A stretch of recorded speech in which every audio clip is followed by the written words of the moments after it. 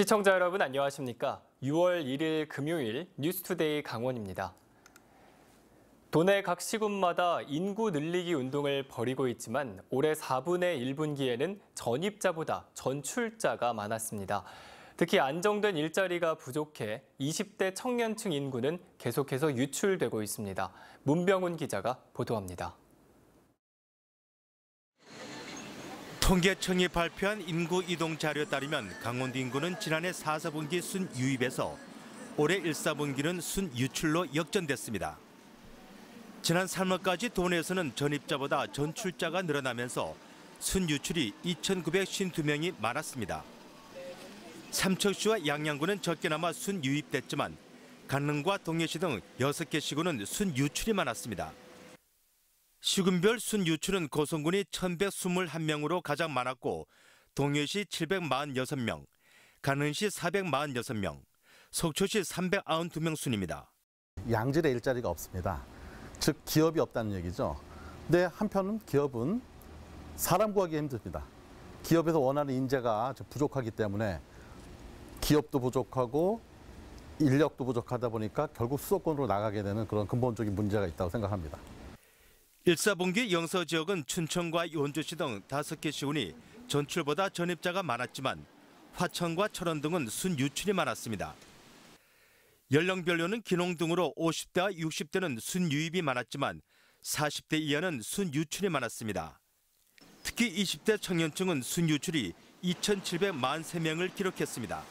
그 청춘들을 위한 현지 밀착형 현지인이 될 수 있는 강원 영동 사람이 될 수 있는 그러한 서비스를 제공할 수 있는 전략적인 어떤 대안이 필요하다 생각을 합니다.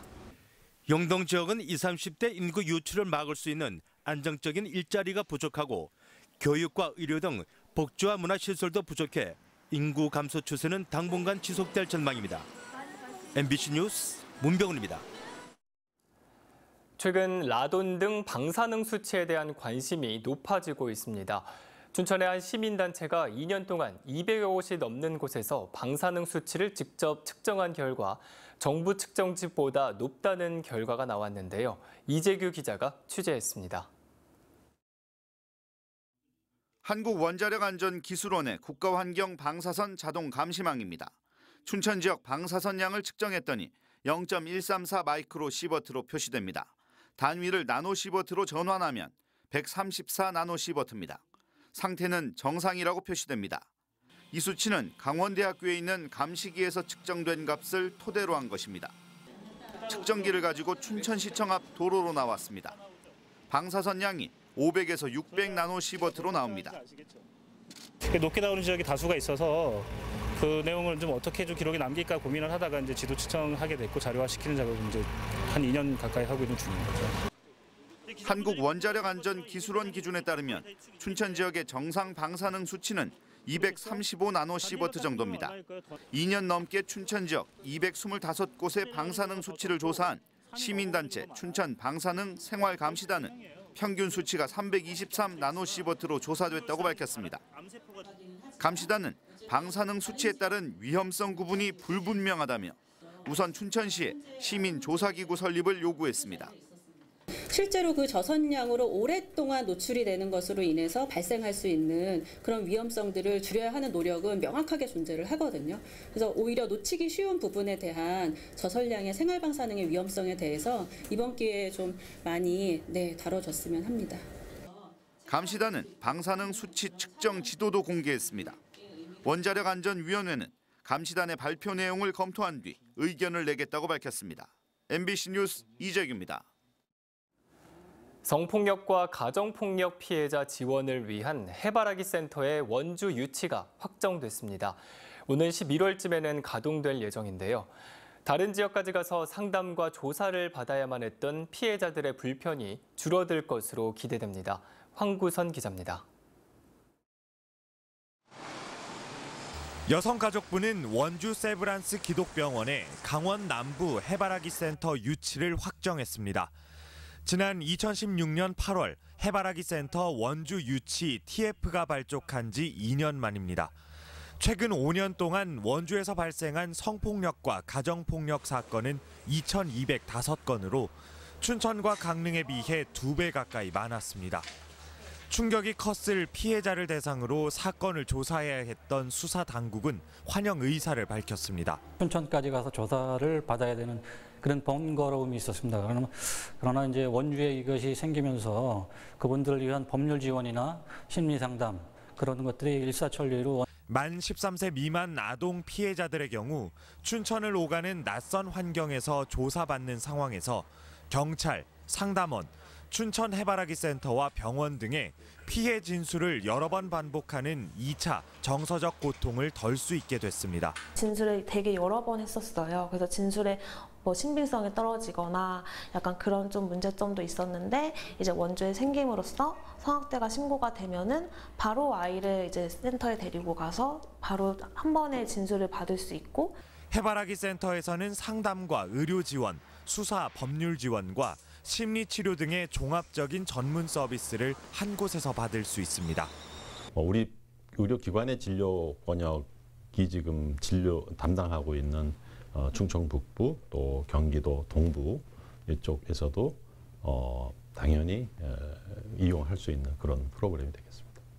강원 남부 해바라기 센터는 의료진과 상담원, 수사 인력 등 인적 구성을 마치고 오는 11월쯤 가동될 예정입니다. MBC 뉴스 황구선입니다. 폐광되고 방치됐던 옛 탄광시설이 문화예술 공간으로 부활했습니다. 박물관과 미술관을 조성해 우리나라 문화광산 1호로 불리는 삼탄 아트마인에 홍한표 기자가 다녀왔습니다. 2001년 폐광된 옛 삼척탄좌 정암광업소의 우뚝 솟은 녹슨 구조물이 눈에 띕니다.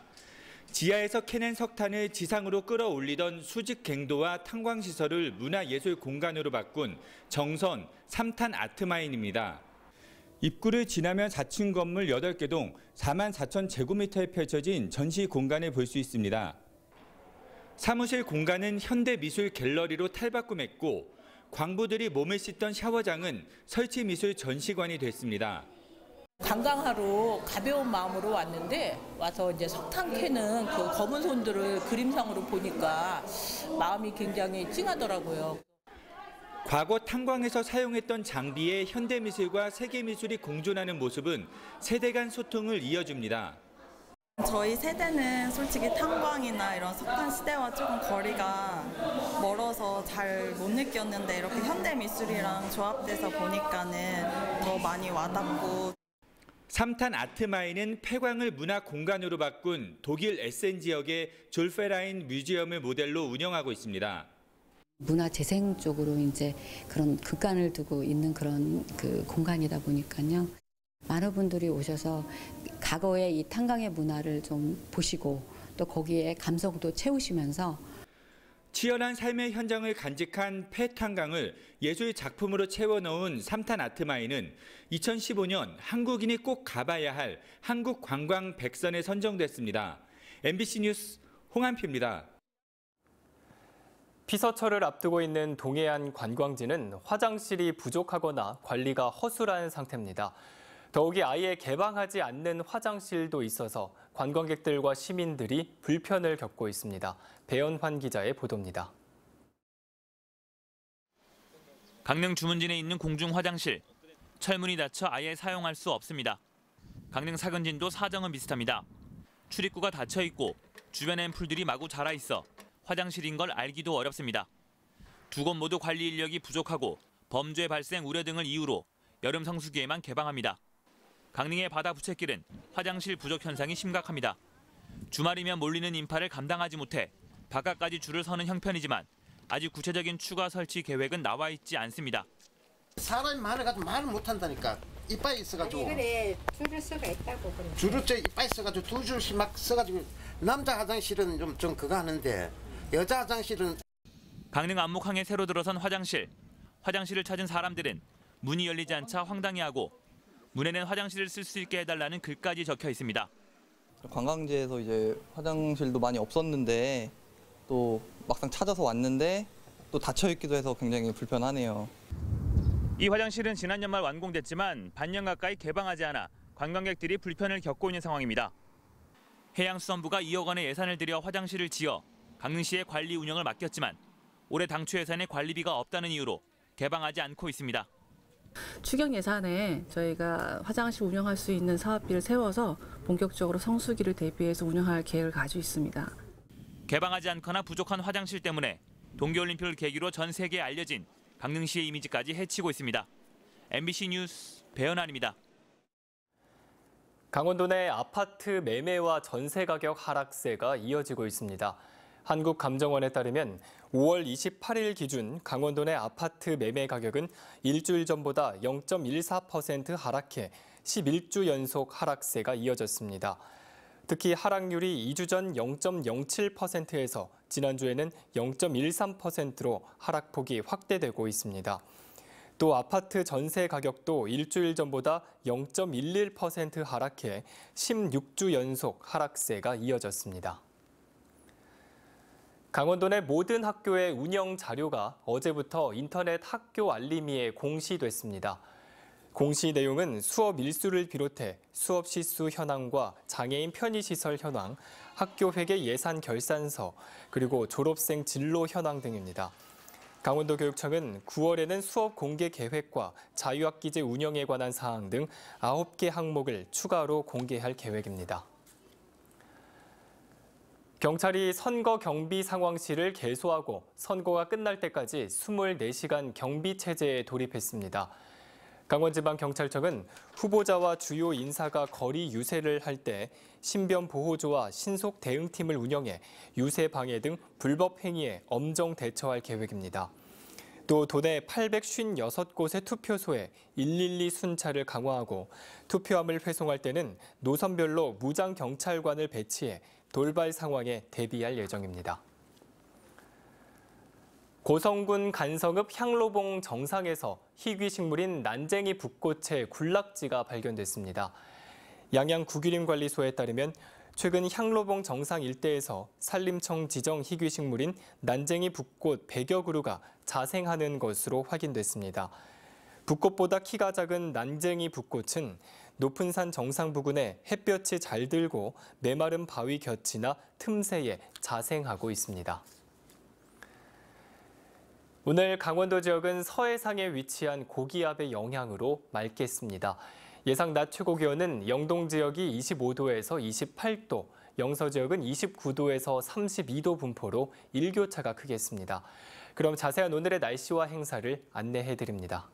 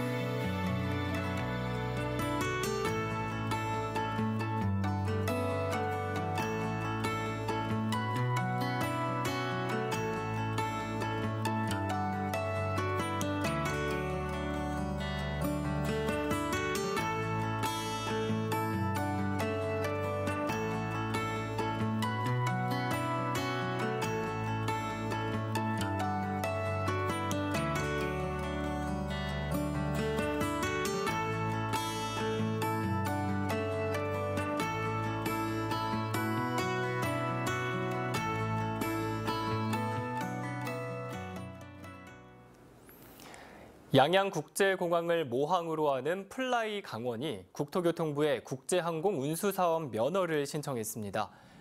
플라이 강원은 자본금과 항공기 확보 등 강화된 면허 기준을 맞추고 연간 50만 명 이상의 방한 관광객을 유치해 안정적인 사업을 운영하겠다는 내용을 첨부해 최근 국토부에 면허를 신청했다고 밝혔습니다. 플라이 강원은 지난 2016년과 지난해 사업 면허 신청을 했지만 반려됐으며 국내에서는 플라이 강원을 포함해 총 4개사가 신규 항공사 설립을 추진하고 있습니다. 반려견과 외출할 때 목줄을 매지 않으면 최대 50만 원의 과태료를 내야 합니다. 춘천시는 지난 3월 개정된 동물보호법이 한층 강화돼 6월부터는 목줄 등 안전 조치를 하지 않은 경우 종전 최대 10만 원에서 최대 50만 원의 과태료를 부과하는 등 동물보호법 위반 사례를 집중 단속한다고 밝혔습니다. 또 동물 학대 행위에 대한 벌칙이 2년 이하의 징역이나 2천만 원 이하의 벌금으로 높아졌습니다. 한편 미등록 동물 소유자에 대해서는 1차 경고 처분에서 1차 과태료 20만 원에서 최대 60만 원의 과태료 처분이 내려집니다. 현재 춘천시에는 1,113마리의 반려동물이 등록돼 있습니다. 구규림 사용 허가와 복구비 예치 업무를 부당하게 처리한 강릉 구규림 관리소가 감사원에 적발됐습니다. 감사원은 지난 2008년 12월 강릉시 일대의 구규림 2만 6천여 제곱미터 사용 허가를 연장해주면서 산림복구비 5억 6천여만 원을 예치받지 않은 강릉 구규림 관리소 직원 3명에게 각각 2,600여만 원에서 1,900여만 원까지 산림청에 변상하라고 명령했습니다. 동부지방산림청은 3억 5천여만 원을 들여 지난해 4월 해당 임야 복구 공사를 완료하면서 3억 2천여만 원의 손해를 입었습니다. 이상으로 뉴스투데이 강원을 마칩니다. 시청해주신 여러분 고맙습니다.